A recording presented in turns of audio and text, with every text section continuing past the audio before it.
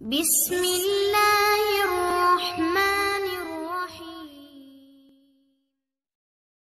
أما بعد فأعوذ بالله السميع العليم من الشيطان الرجيم. أفحسبتم أنما خلقناكم عبثا وأنكم إلينا لا ترجعون فتعالى الله الملك الحق لا إله إلا هو رب العرش الكريم. ومن يدع مع الله إلها آخر لا برهان له به فإنما حسابه عند ربه إنه لا يفلح الكافرون. وقل رب اغفر وارحم وأنت خير الراحمين.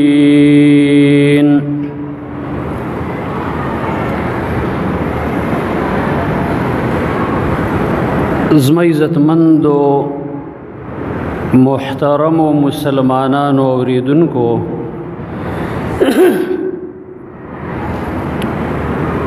دنیا کې هر یو کار چې انسان کوي نو یو شوق رغبت باندې کیږي. کله چې یو کار سره شوق رغبت او مینه نه وي نو هغه کار د انسان که بالفرض شوروم کی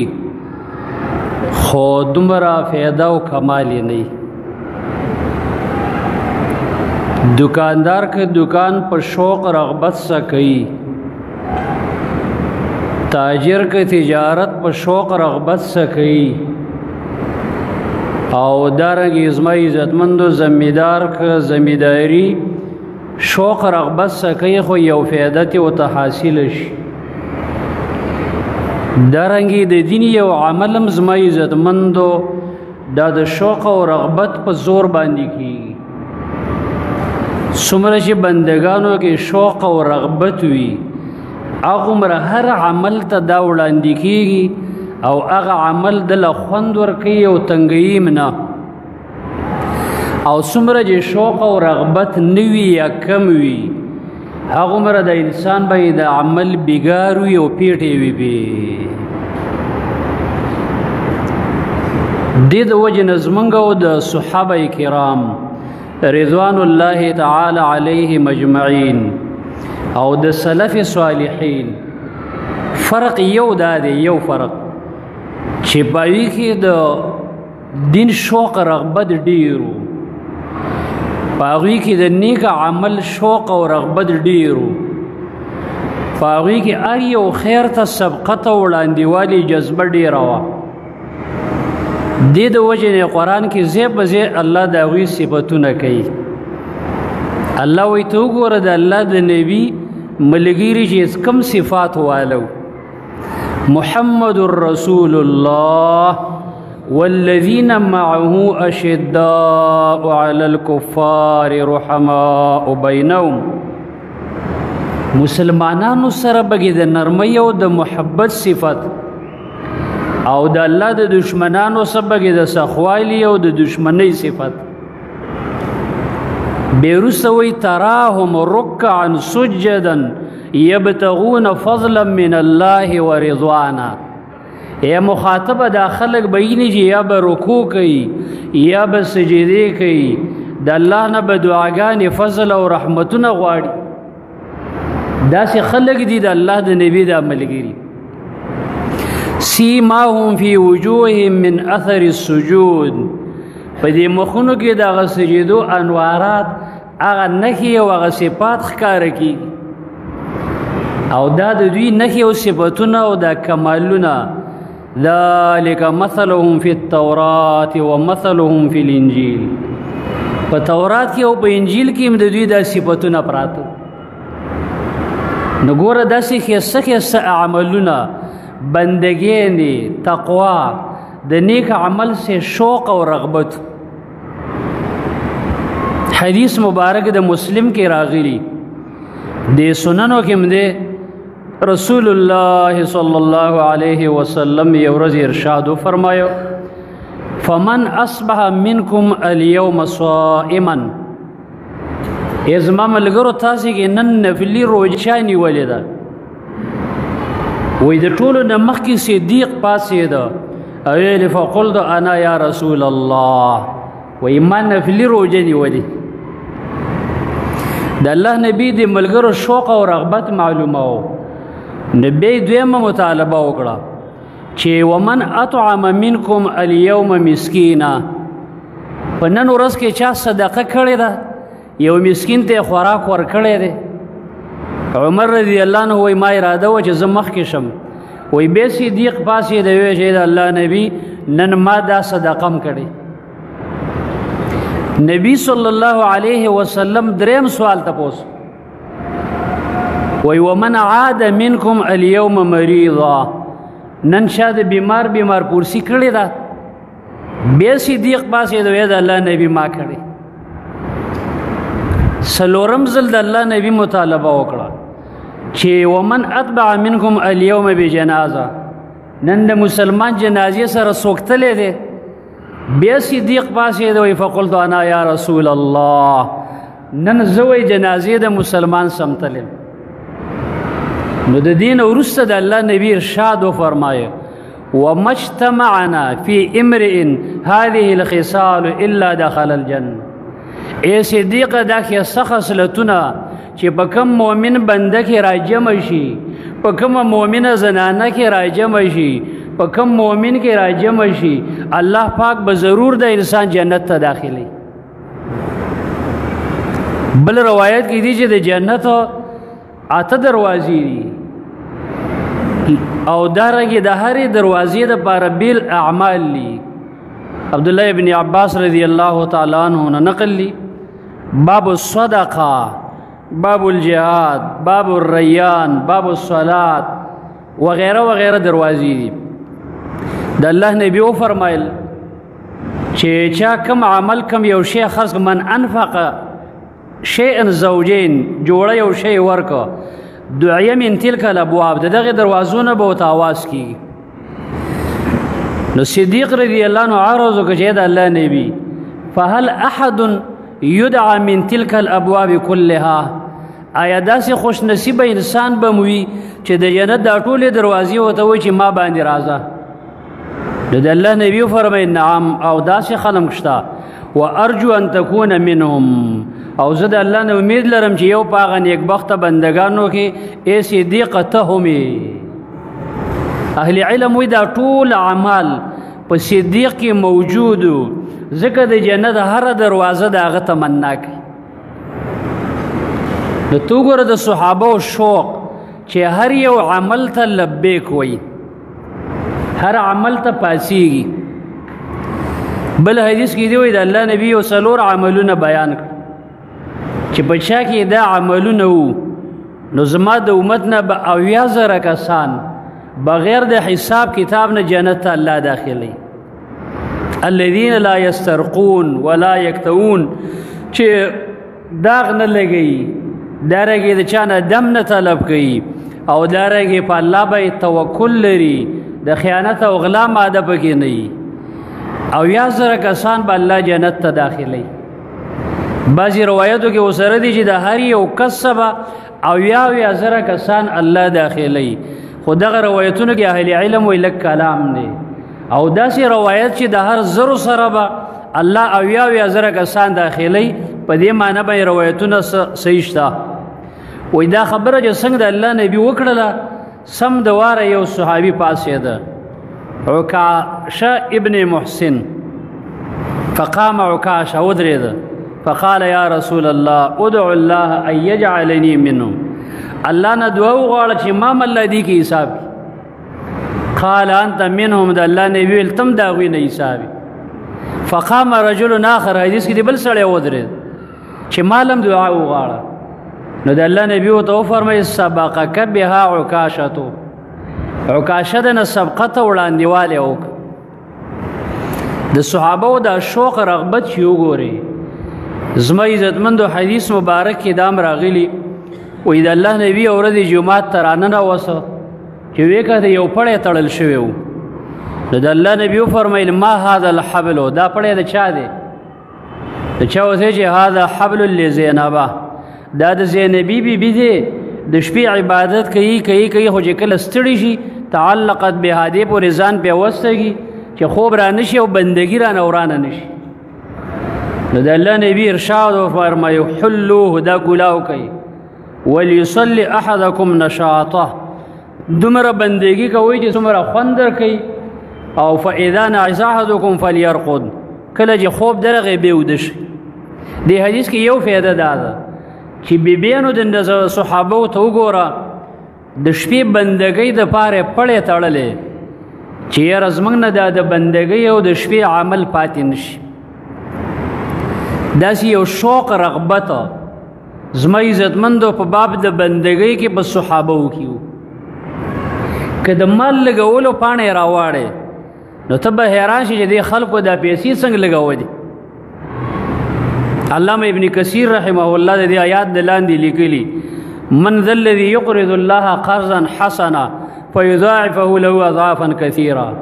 چا چې الله له قرض ورکړه الله به په ډېرو چندونو له بدله ورکړي په 200 باندې په 1 لکه په 1 کروړه والله يضاعف لمن يشاء ويو کس راغی ابو دحدح يقال له ابو دحدح ویل یا رسول الله ان الله لا يقرض منا الله موږ ته وایي چې مالو لګوه قرض را ویل داسې غني ذات ته بله څوک قرض نه ورکوي ویل زما یو باغ دی باغ او پای کې 600 د قجورو بوټي ولاړ دي 600 او میوه پکې پخه ده اے د الله رسول ته ګواشه بدی چې دا ټول باغ ما الله له قرض ورکو قیامت کې د الله نه بدله غواړم نو علامه ابن کثیر رحمه الله لیکلی وای دا باغ ته راغی دا قجوري د عربو ډیره قیمتي میوه وه او ډیر قیمتي شی هم دی نو دې لاسونو کې دا قجوري وي هغې تې واغستې په دې جب کې دا قجوري وي هغې هم تې واغستې او دحدح د ده بیبي و هغې ته یې ویلې چې دا هر څه پرېږدئ ای بچو راځئ دا موږ یو ذات له قرض ورکړه هغه ذات به د دې بدله راکوي په قیامت نو د 600 قجورو باغ زما عزتمندو نن چې د چا وي د روژې نه 3 میاشتې مخکې لا پکې پخیم نه وي په لکونو روپو باندې سودا کړي چې د دغې بیې تپوس هم نه کوي چې شرعاً جایز ده او که نه او صحابه داسې خلک دي چې داسې باغونه د الله په نوم باندې ورکوي تعجب بدله درشي سعید ابن عامر رضی الله عنه یو صحابي دی عمر فاروق رضی الله عنه به یو ځای مقرر کړی د عمر فاروق رضی الله عنه طریقه دا وه چې کله کله به د خپلو عاملانو حالات معلوموه نو کله چې راغی د ده علاقې ته تپوس یې وکړه خلکو نه چې دا څنګه سړی دی وی ډېر نیک سړی دی خو یو 3 نقصانه پکې دي یو نقصان دا دی چې میاشت کې یو چوټي کوي خامخا دویم نقصان دا دی چې د شپې د چا حاجت کې دا حاکم دا والی منډه نه وي او دریم نقصان دا دی سار لږ ناوخته راځي او څلورم دا چې کله کله به یې غوټه راځي لیونتوب شانتي نو امیر المؤمنین عمر فاروق رضی الله عنه ډېر زیات خفه شو چې تا کې خو ډېر نقصانات دي دا خلک در باندې اعتراض لري نو هغوی وایي چې امیر المؤمنین دا خلک را جمع کا ما چې کوم راز پټاو دا خلک دا نه غواړي چې پټي کړي نو زه د خلکو مخکې درته وایم بیا ورته عرض وکړه چې زه په کور کې اگر چې د علاقې یو والي ما خو په کور کې خادم نه لرم نو زما دا یوه جوړه ده د کتان دا زه سهار وینځم ایله مازدیګر ماښامه پورې وچه شي ما څه نور څه نشته سهار کې ناوخته ځکه راځم چې بیبي مې یوازې ده وینځه غلام خادم نه لرم هغې څه لږ شی خدمت وکړم د کور د شپې ټایم دوی له ځکه نه ورکوم چې ورځ مې دوی له ورکړې ده مخلوق له او شپه مې خالق له ورکړې او څلورم کله کله را باندې داسې حالات راځي چې موږ کله په حالات د شرک یو نو د خبیب غوندې ښایسته ښایسته نوجوانان چې موږ شهیدان کول هغه حالات ما ته را یادېږي نو کله کله ما باندې دا چلو شي کله چې د رعیت دا خبرې واورېدې چې دا خو ډېر پاک سړی دی او امیر المؤمنین عمر فاروق رضی الله عنه هم واورېدې نو 4,000 دینار انعام یې دله ورکړ 4,000 دیناره چې دا ډېر شی و نو هغه بیبي چې خبره شوله نو ده ته وایي چې ټیک ده ته خو حاکم والی وي او یو شی هم دې نه راوړه چې یاره خیانت ونه کم د الله احسان وګوره څومره ډېرې پیسې رالي دا به ډېر وخته پورې موږ خورو نو دا ورته چې بیبي خوښه دې نه ده یو ډېر مالدار غني هغه له به ورکو قرض او چې کله څه حاجت راغی بیا به یې راوالو نو هغه پویه نه شو ویل ورېکه نو دی لاړه هغه 4,000 دیناره یو ځای کې ډېر حاجتمند خلک وو هغه ټولې د الله په نامه صدقه کړي لږه موده چې تېره شوه بیبي ویې پیسې راوړه وایي لږ صبر وکړه چې کله سختي ډېره شوه بیا به یې راوالو بیا ورته ویې پیسې راوړه اخر ورته چې ای بیبي هغه ما داسې ذات له ورکړي چې د قیامت به داسې ورځ وي داسې ورځ چې نور به یو نیزه راښکته وي او دارنګې ټول خلک به بربند خپې بل الله ته ولاړي او دارنګې وجاء ربک والملک صفا صفا وجیء یومئذ بجهنم داسې یو سخت هیبت او سخته ورځ به وي هغه ورځ باندې به هغه غني ذات الله موږ له د هغې بدله راکړي یا خو ما الله له ورکړي نو د مال د لګولو شوق چې د صحابه وګوري هم حیران بشي دارنګه کې د هغوی د جړا صفت وګوري سبحان الله وی د عمر رضی الله عنه په دې مخ باندې خطان اسودان فی وجه عمر من البکا د جړا د وجه نه وی دلته نښې جوړې شوې نښې هغه آیاتونه به واورېدل چې کافرو سره به پای کې خطاب او د به جړلې سوره احقاف د آیاتونه ویل ويوم يعرض الذين كفروا على النار أذهبتم طيباتكم في حياتكم الدنيا واستمتعتم بها إلى آخر الآية او په جړا شو نو چا ورته امیر المؤمنین دی کې خو کافر یادوي الله چې کافران به اور بیش کېږي او ته په دې جاړې نو هغه وفرمیل که الله قیامت کې موږ ته ووایي چې لږه بندګي م کړې وه لږه عمل او د هغې بدله کې واستمتعتم بها ډېرې بدلې م اخیستې دي او ما سره هم څه حق نشته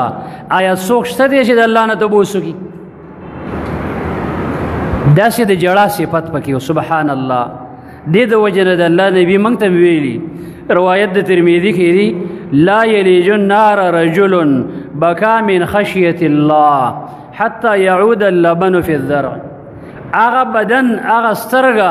هغه انسان به الله ورته نه داخلوي چې د الله د یېرې د سترګو نه څاڅکې اوښکې لاړې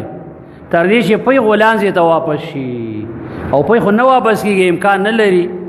دې د علما تعلیق بالمحال وی دا ممکنه نه ده دقسې د دې انسان جهنم ته تلل هم ممکن نه دي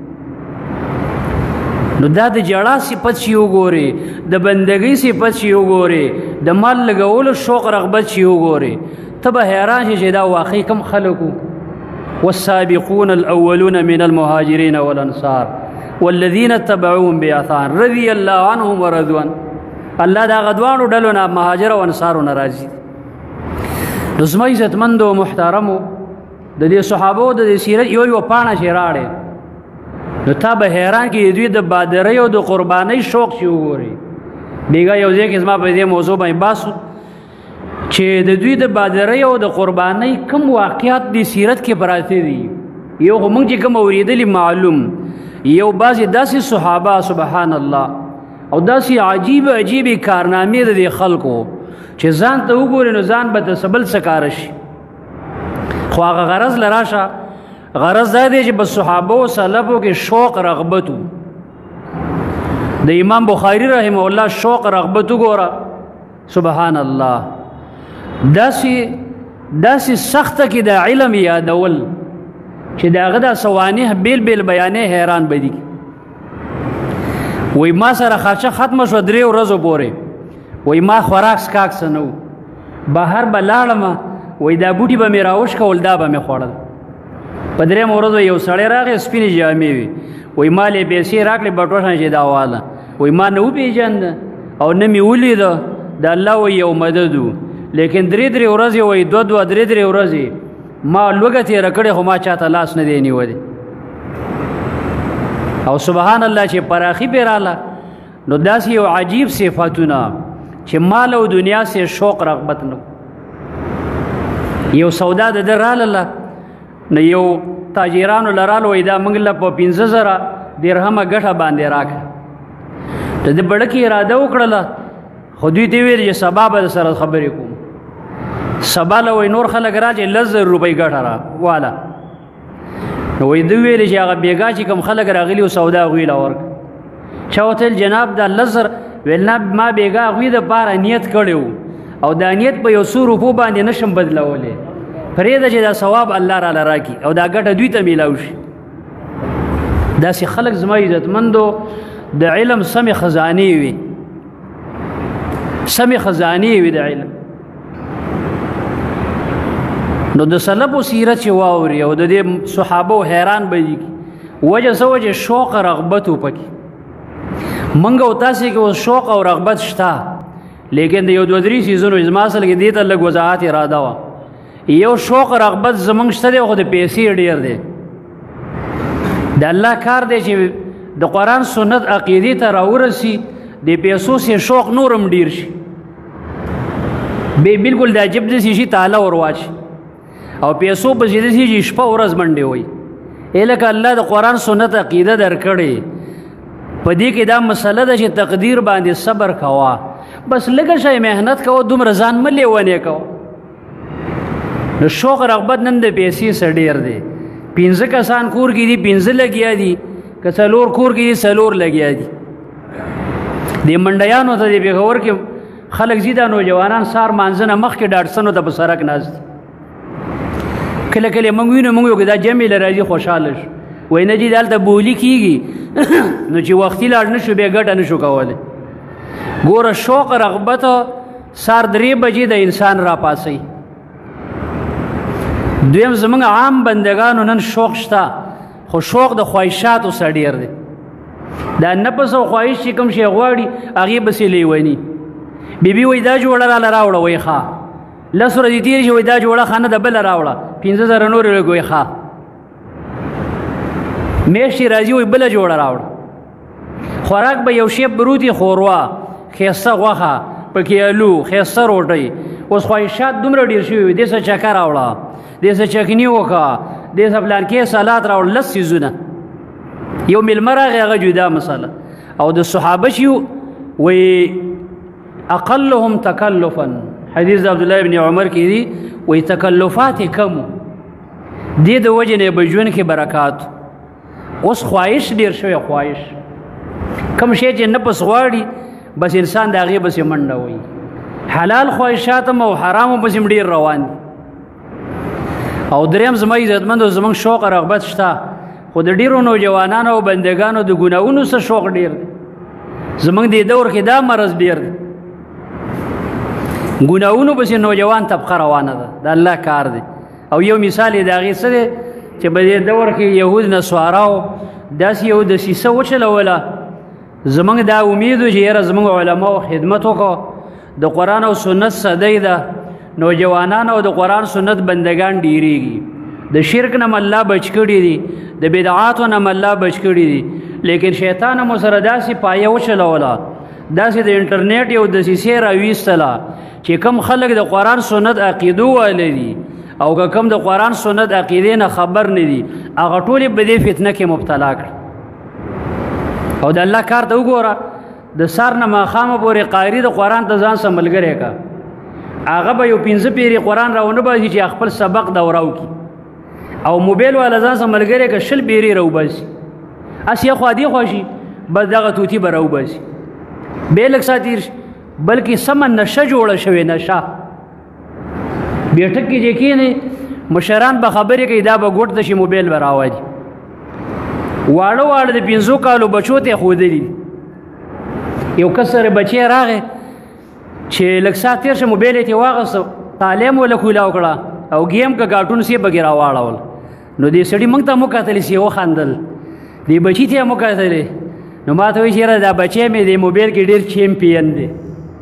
نو ما ورته ویل چې نه دا چیمپین نه دا پلار عربي چیمپین دی ولې ځکه دا مرض دته چا ښودلی دی پلار یې خو ما لیدا چې ستا زیله راته که نه نو د ده به سانجامي ته دې ته وګوره چې دا د 5 کالو دی او دا څیزونه ورته کوي پخوا به ورته ویل چې بچي الله کوم ځای کې دی هغه به ویل الله پاست بچي ته به ویل چا پیدا کړی هغه به ویل الله پیدا کړی اوس له دغه شی لاس کې ورکړي کور والی مو ته وایي ماشوم دی جاړي ورکه موبیل دا زهر وله ورکه چې د بچپن نه دا شیطاني دا زهر د ده په دې نفس کې واغږلی شي او داسې ورو به راګوټته شي د یو کس داسې ورجوخ شومه نو زر ما ته وایي مولوي صاحب کشمیر کې او برما کې ډېر ظلم روان دی نو ما ورته چې د الله بنده اوسه پورې د څه کتله اوس چې درته زه راجوخ شومه کشمیر او برما را یاده شوه په ایمان وی چې ته د کشمیر او برما په خوب کې مې یاده کړې او شیطان دا ګوته ورکړې چې یاره دې باندې به ته دیني معلومات کې بیان به اورې تقریر به اورې او د بیان او تقریر طریقه څه ده چې د یو عالم بیان راواړئ نو د هغې د سیر ته ګوري چې څو منټه دی وایي دا 25 منټ دی او دا لرې کوئ دا څو دی 15 منټه وایي زه دا وګورم او بل کومه فتنه او مرض چې به راواوړې د هغې ټایم ته نه ګوري د الله کار دی که ګنټه و که نیمه ګنټه و هغې ته ګوري هسې د دې خبرې د فکر وکړه هغه سترګې د نوجوان امت